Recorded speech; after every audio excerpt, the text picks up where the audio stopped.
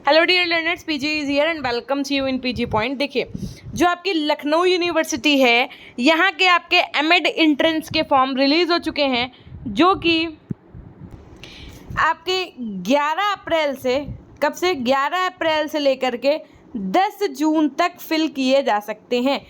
आपको मैं बता दूं, जिनका ये डाउट है कि क्या ma'am BEd pursuing student form fill कर सकते हैं, हाँ जी बिल्कुल। अगर आपका इस बार लास्ट ईयर या 4th सेमेस्टर है तो आप बिल्कुल लखनऊ यूनिवर्सिटी का एमएड का एंट्रेंस का फॉर्म फिल कर सकते हैं। लेकिन आपको ध्यान रहे कि जब भी आपको एमएड में एडमिशन लेना होगा, उस समय आपका बीएड कंप्लीट हो चुका होना चाहिए, यानी कि आपके एग्ज़ाम्स हो जाने चाहिए और रिजल्ट आ जाना चाहिए, ठीक है। और ऐसा ऑलमोस्ट हो जाता है, क्योंकि एडमिशन के बाद में फिर और भी बहुत सारे प्रोसीजर्स होते हैं ना। सबसे पहले तो आपका एंट्रेंस एग्ज़ाम होगा। एंट्रेंस एग्ज़ाम में अभी तो ये जून बता रहे हैं, हो सकता है डेट बढ़ा भी दें आगे चल के। उसके अलावा आपका टेस्ट होता है। एंट्रेंस एग्ज़ाम टेस्ट में कैसे क्या क्वेश्चंस आते हैं, क्या चीज़ें रहती हैं, क्या आपकी रिक्वायरमेंट्स होंगी। अगर लखनऊ यूनिवर्सिटी से ये भी आप एमएड करना चाहते हैं तो ये वीडियो आपके लिए अति उपयोगी साबित होने वाला है, इसलिए वीडियो के अंत तक बने रहिएगा। सबसे पहले आपको रिक्वायरमेंट्स क्या होती हैं फॉर्म सबमिशन के लिए, उसके रिगार्डिंग मैं आपको बता दूं।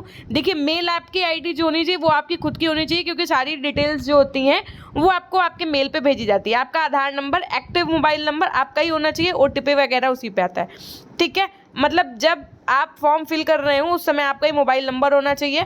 उसके बाद में जैसे ही आप रजिस्टर कर लेंगे, उसके अलावा आप अल्टरनेट मोबाइल नंबर भी रख सकते हैं।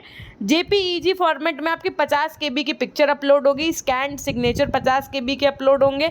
इस तरीके से आप अपने फॉर्म को भर सकते हैं। आईडी प्रूफ के तौर पर आप Aadhaar card, voter ID, driving licence, passport लगा सकते हैं। एप्लीकेशन फ़ीस की अगर मैं बात करूं तो अगर आप जनरल कैंडिडेट हैं, ईडब्ल्यूएस या ओबीसी से हैं, तो लखनऊ यूनिवर्सिटी की एमएड एंट्रेंस एग्जाम की फ़ीस आपकी 1600 रुपये होगी। अगर आप SC/ST वर्ग के हैं तो 800 होगी। डिफरेंशली एबल्ड PH एनी कैटेगरी के अगर स्टूडेंट है तो आपकी 800 रुपये होगी, ठीक है। अगर आप EWS वाले हैं कैंडिडेट, तो EWS सर्टिफिकेट आपका बना हुआ होना चाहिए और उसकी रिक्वायरमेंट भी पड़ेगी जब आपका एडमिशन प्रोसीजर होगा कंप्लीट तब, ठीक है। उसके अलावा इनकम सर्टिफिकेट आपका, वो क्योंकि स्कॉलरशिप के टाइम पे डिफाइन होती हैं चीज़ें। फॉर्म भरते समय आपको कुछ गाइडलाइंस दी हैं, आपको ये PDF में भेज दूंगी। मेरे टेलीग्राम चैनल का नाम है PG पॉइंट, आप हमसे वहाँ से जुड़ सकते हैं। मेरी Instagram ID PG point official के नाम से, आप हमसे वहाँ से भी जुड़ सकते हैं अगर आपको लखनऊ यूनिवर्सिटी के एमएड के रिगार्डिंग कोई खबर चाहिए तो। सबसे पहले generation of Lucknow university registration आपको LURN का, to generate LURN the applicant will have to fill the LURN form available at admission page. जब आप एडमिशन पेज पे जाएंगे तो आपको ये फॉर्म फिल करना पड़ेगा और इसकी फ़ीस 100 रुपये होती है, ठीक है। किस पे? जब आप LURN पे रजिस्ट्रेशन कर रहे होंगे। ये आपका स्टेप 1 है। स्टेप 2 में क्या होता है? Applicant will have to fill the application form available at the admission page of Lucknow university website. He she will have to fill the LURN, है ना। उसके बाद में the details filled in the LURN will reflect automatically in the application form, यानी कि जब आप application form भर रहे होगे तो वहाँ पर वो चीज़ें ऑटोमेटिक फिल हो जाएंगी जो आपने अपने LURN के रजिस्ट्रेशन के समय भरी थी। स्टेप 3 होगा आपका एजुकेशनल क्वालिफिकेशंस का, यानी कि आपको अपनी जो भी एजुकेशनल क्वालिफिकेशंस है वो फिलअप करनी होंगी, है ना। उसके अलावा the applications who are appearing in their qualifying examination in 2023 have to fill in the name of the examination board now. All such applicants have to log in and fill their marks obtained in the qualifying examination before appearing for counselling. उसके बाद में आपको चौथा step में आप signature और photo upload करनी होगी। 5वें स्टेप में आपको ये चेकआउट करना होगा कि क्या आपने जो फॉर्म भरा है, जो डिटेल्स डाली हैं, जो चीज़ें भरी हैं वो एकदम सही भरा हुआ है। उसके बाद में जब छठा स्टेप आएगा तो वहाँ पर आप अपनी फ़ीस वगैरह पेमेंट करने के बाद में उसको सबमिट कर सकते हैं। फ़ीस के लिए आप credit card, debit card, net banking का प्रयोग कर सकते हैं। जो आपने फॉर्म फिल किया है उसका प्रिंट ज़रूर से ज़रूर निकलवा लीजिएगा, ठीक है। ये आप साइबर कैफ़े वाले भैया से कह दीजिएगा कि हमें हमारी प्रिंट आउट निकाल के दे दीजिए, क्योंकि वो प्रिंट आउट आपका आगे चल के काम करेगा, ठीक। इसके अलावा अब अगर हम बात करें कि मैम एंट्रेंस एग्ज़ाम जो होगा वो किस बेसिस पे होगा, देखिए ये सब तो I have read and all वो तो आप कर ही लोगे, है ना। तब टिक करने के बाद में फाइनल सबमिशन हो जाएगा। एंट्रेंस एग्ज़ाम का जो टेस्ट होता है वो आपका LU में कैसे कंडक्ट कराया जाता है, क्या चीज़ें होती हैं ये समझिए। 100 नंबर का आपका mental ability test MCQ type question होंगे, जहाँ पर आपके रीजनिंग के क्वेश्चन आते हैं। रीजनिंग को पढ़ने के लिए आप यूट्यूब पे बहुत सारे चैनल्स हैं, यानी कि अगर आप किसी कंपटीशन एग्जाम की पहले से ही प्रिपरेशन कर रहे हैं, चाहे वो आपका एसएससी हो या कोई भी अदर एग्जाम्स हो, तो आपकी रीजनिंग अच्छी होगी। तो बस लेकिन टाइम का इशू हो जाता है ना, 2 घंटे का टाइम मिलता है आपको।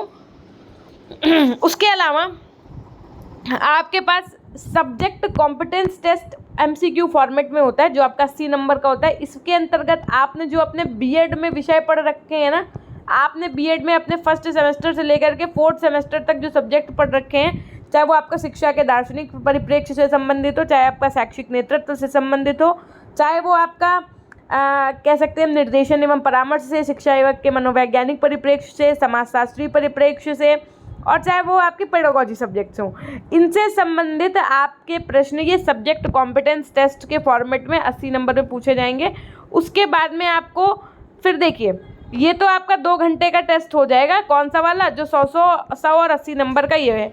उसके बाद में आपका जो दूसरा पेपर होता है ना, उसके अंतर्गत फिर आपको 1 घंटा दिया जाएगा, जिसमें आपको सब्जेक्ट कॉम्पिटेंस टेस्ट का मतलब फिर से वही कि आपसे पूछ लिया जाएगा प्रकृतिवाद क्या है, या निर्देशन या काउंसलिंग या परामर्श में क्या अंतर होता है। मतलब इस तरीके से छोटे छोटे से टेस्ट जो होंगे वो शॉर्ट आंसर टाइप क्वेश्चंस होंगे 20 नंबर में, ठीक है। लैंग्वेज कंप्रीहेंशन हिंदी का टेस्ट होगा 25 नंबर का, लैंग्वेज कंप्रीहेंशन इंग्लिश का टेस्ट होगा 25 नंबर का। इसके लिए आपको 1 घंटा मिलेगा, ठीक है। तो टोटल आवर्स जो मिलेंगे आपको वो 3 घंटे मिलेंगे, यानी कि 1 घंटा तो आपको इनके लिए मिलेगा, subject competence test short answer लिखने के लिए, लैंग्वेज कंप्रीहेंशन टेस्ट के लिए और इंग्लिश कंप्रीहेंशन टेस्ट के लिए, ठीक है। और 2 घंटे आपको मिलेंगे यहाँ पर, यानी कि 1 घंटे। आप खुद सोचो 60 मिनट में अगर आप 100 रीजनिंग के क्वेश्चन कर रहे हो, या 70 मिनट में 100 रीजनिंग के क्वेश्चन कर रहे हो, 50 मिनट में आपको subject combination competence test 80 questions करने होंगे। तो टाइम मैनेजमेंट का बहुत ध्यान रखना होगा। बच्चों जो पेपर दे चुके हैं उनसे जब हमारी बात हुई तो उन्होंने बताया कि मैम जब हम एमएड का अपना एंट्रेंस देने गए थे तो क्वेश्चंस तो हमें सब आते थे, सारे क्वेश्चंस ऑलमोस्ट आते थे, लेकिन मैं टाइम नहीं मैनेज कर पाया अपना, इस वजह से हमारा पेपर छूट गया, वरना हम बहुत अच्छे नंबर ला सकते थे। क्या मैम इसको पासिंग एलिजिबिलिटी क्राइटेरिया क्या होता है? तो देखिए इसमें पासिंग एलिजिबिलिटी क्राइटेरिया कुछ भी नहीं होता है कि नहीं आप 70 नंबर लिया पास हो गया आपका एडमिशन मिल जाएगा, ऐसा नहीं है।